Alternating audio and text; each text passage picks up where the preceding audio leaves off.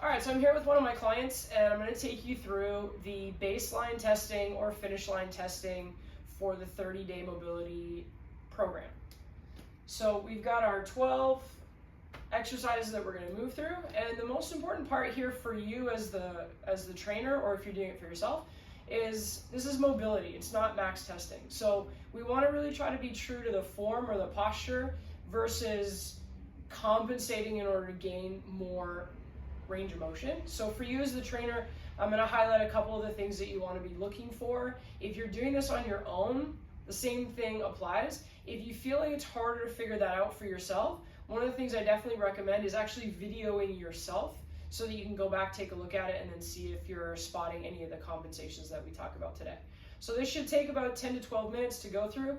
If your client or if you yourself have any injuries, if you experience any pain, if something doesn't feel doable, you don't have to do it. You can skip it. The goal of this program is simply to show you some opportunities for getting better. So that being said, let's jump into it. Kim, first one we're going to do is a wall-facing squat. So essentially what we're looking for is I want you to have your arms up nice and straight. Your feet are going to be what for you is a comfortable distance apart, and you also get to decide the distance you want to be away from the wall. But what we're looking for is that you're going to try to do a squat. You're going to see how low you can get without your heels coming off the ground, and you got to be able to hold for a couple seconds at the bottom. So if you feel like you're losing your balance, you can always step back a little bit and readjust. Okay, I'll have you come this way just a little bit for me.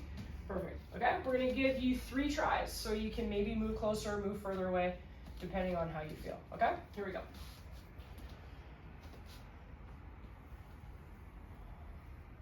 Good. Come back up from there. So I want you to think about keeping your arms reaching up really, really straight. You can actually have your hands on the wall. That's totally fine.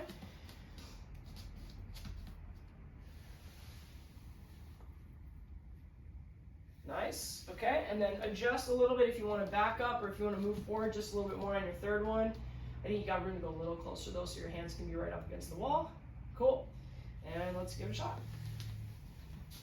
Good. All right, so pause the bottom for me on that one. Good. So what we might want to do is take a measurement from the toes to the wall, because that'll be a measurement that we can compare on the finish line testing. Great job. Come on up. All right. So you're going to mark down your score for that one. And if you made a note of the distance, you're going to write that down on your score sheet as well. All right. Second one is going to be our knee to wall test. So what I want you to do is you're going to take one fist. You're going to put it between your big toe and the wall. And then I want you to make sure your hips are really nice and square. If you can take your knee forward to the wall, then that's going to help us figure out whether or not the ankles have enough mobility in your squat. So one fist distance between the foot and the wall. Good. And then we're just going to check and make sure that the hips are nice and square. So make sure this hip is pointing forward towards the wall. And then the whole body is going to move forward to see if you can get the knee to touch the wall. Nice job. All right, let's go on the other side. For those of you that are interested in squatting deeper or even Olympic lifts, again, you may want to measure the distance from the toe to the wall. So you could do the test multiple times, moving your foot back away from the wall until you find how far away the toe can be while you're still touching the wall. So that's a bonus extra opportunity. Let's check out the right leg here. Nice job. All right. One thing you're going to watch for is making sure that the knee is moving directly forward. So if you see your client moving your knee inwards, or if the foot collapses, or if the hip spins in order to get the knee to the wall, just have them reset the test and stay nice and square. So again, we're going to mark this one off. And we've got that on both sides. All right, next from there, we're going to do something called a 3D balance. So I'm actually going to set a 1-minute timer. The goal is to make sure you get a comfortable, balanced start, and then you're going to reach the opposite foot forward, you're going to reach the opposite foot to the side, and you're going to reach the opposite foot behind you, and you're just going to keep going through that pattern for 1 minute. Foot touches down, no big deal. We're just going to write down the amount of time you were able to stay standing, okay? All right.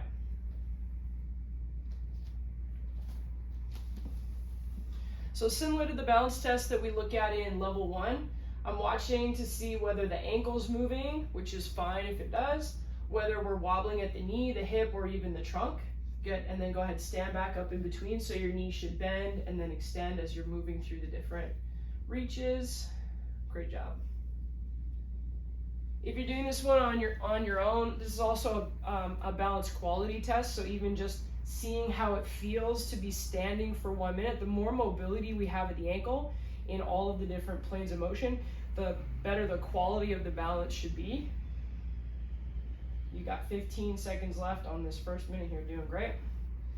Okay, when you reach to the side, see if you can get that right knee to bend a little bit without falling over. There we go, nice, good job. Awesome, all right, 1 minute, nice work. When you're ready? Okay. All right, let's go.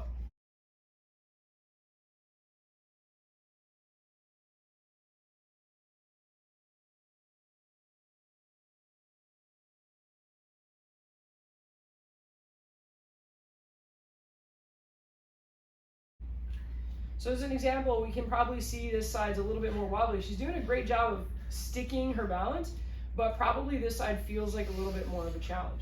So even just that observation is something that can be what you look to improve on over the course of the 30 days with the mobility work that we're doing. 10 seconds left if you can.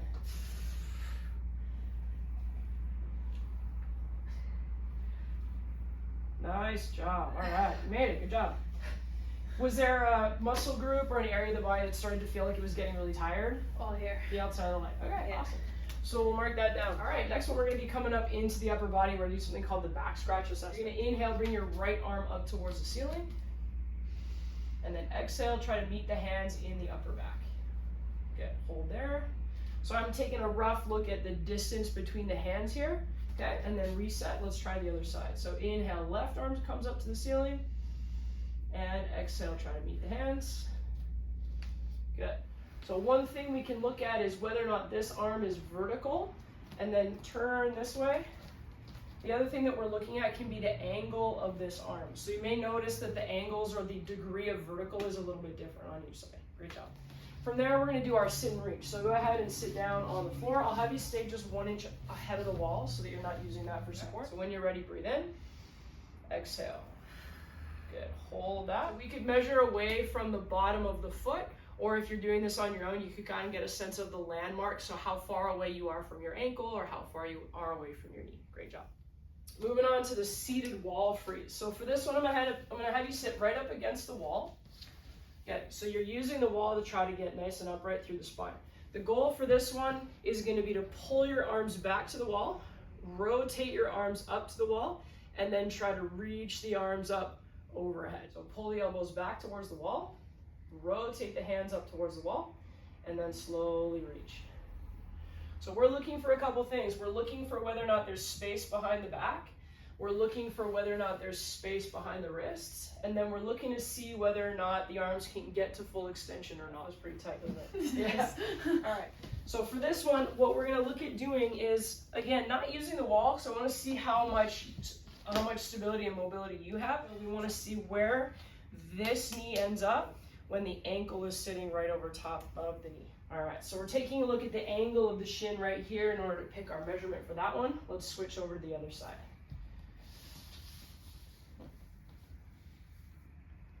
Good, bring the ankle this way just a little bit. Try to sit up really nice and tall. We want to make sure both sides of the butt are down on the ground. And again, we'd be looking for that symmetry if one side's a little tighter or sticks up a little bit higher than the other one. All right, from there, we're going to go into our quadruped T-spine rotation. So hands directly under shoulders, knees under hips. You got it. Let's move the right arm first. So the right hand behind the ear. Good. Rotate down towards that left thumb, and then rotate up. Good. Nice job. Okay. I'm going to show you one thing. I want you to change. Reset. If I'm standing right here beside you, when you rotate the elbow up, I don't want you to bump your hip into my leg. So we want to be trying to keep the body nice and stable as we do this rotation. Let's check it out. There you go. Awesome, great job. You can also use your own body as a measuring stick for that one. That might help you get the measurements. Let's try the other side. So rotating down. Remember to stay nice and stable so we're not leaning. Great job. All right, this one we're gonna be looking at internal rotation for the hip. So go ahead and take hands and knees again. On this one, we wanna make sure the knee is directly underneath the hip. And what we're going to be looking for is how far can the leg turn out to the side But what's important is making sure that we don't shrink up through the waist. So not having the hip hike on one side, and just really slowly move the foot until you feel like you kind of get stuck. Good, hold right there. So I'm gonna be measuring based on that angle, basically what time it is on that clock face, okay? Other side. So go really slow so that we're not twisting the hip. Good, holding right there. Nice job. So what we want to try to do is get as much of the body supported as possible so that the torso, the chest, the ribs, and the hips are supported. Ideally, the head would be supported as well. So if you have a massage table that's longer, you'd be able to do that. But what we're going to be looking for is keeping the chest on the bench, Kim. You're going to take your arm up and around.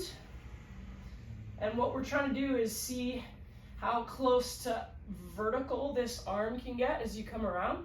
So we're going to go 2 in each direction, and you want to try to avoid rolling or shifting your body off the table in order to get more range, okay?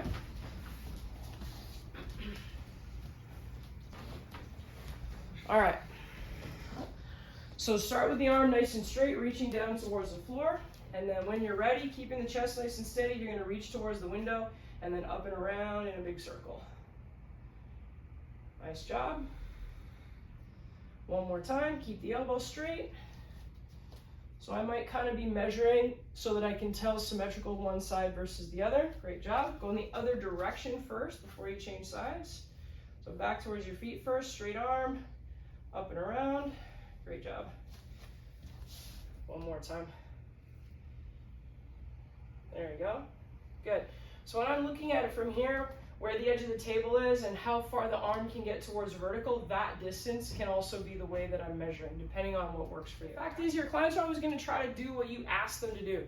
So those shifting movements are also where you might be dropping their score a little bit because they're compensating to try to achieve the movement. All right, now we've got our sideline lateral stretch. So you're going to lie down on the floor for this one. I want you to support your head with your arm. And then the top leg is going to cross over. So really just wherever feels comfortable for you. It doesn't matter if your foot's down or up, just something that allows you to feel balanced. And then what you're going to be doing is lifting this bottom leg up off the floor. Hold for a couple seconds, make sure that's the position that you own, okay?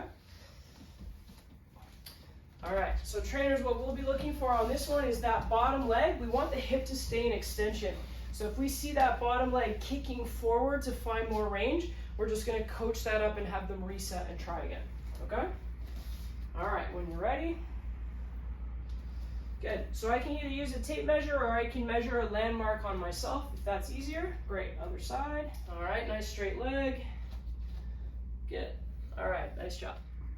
All right, and then the last one here we're going to do is our spinal rotation. So I'll show you this one as well. You want to make sure you have enough space so that you don't bump into the wall. You're going to take your top foot and you're going to cross it underneath your bottom leg. The key to this one is making sure that that knee stays on the ground.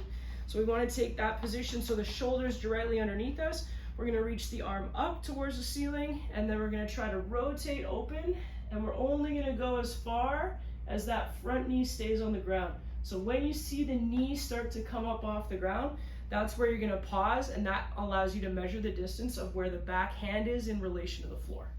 Good. Rotate open, take your time. When you feel that right knee coming up, this is the distance here that we're going to measure this hand off the floor. Okay? Great job. Let's try the other side.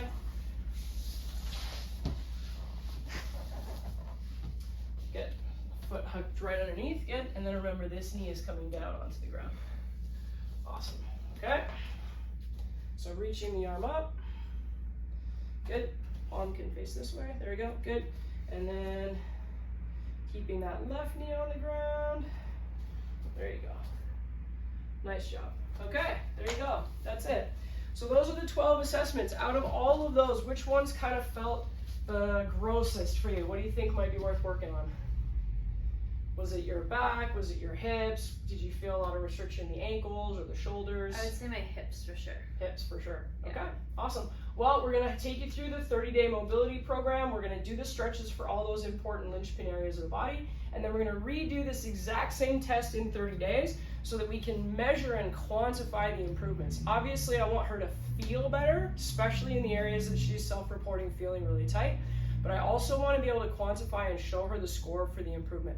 So that's going to be one of the ways where we can build more compliance to the program and we can show more results on the other side. So hopefully that helped you. Take a look at the scoring pictures or the scoring measurements for each of these movements, and this will help kick you off on your 30-day pain-free mobility journey. Great job.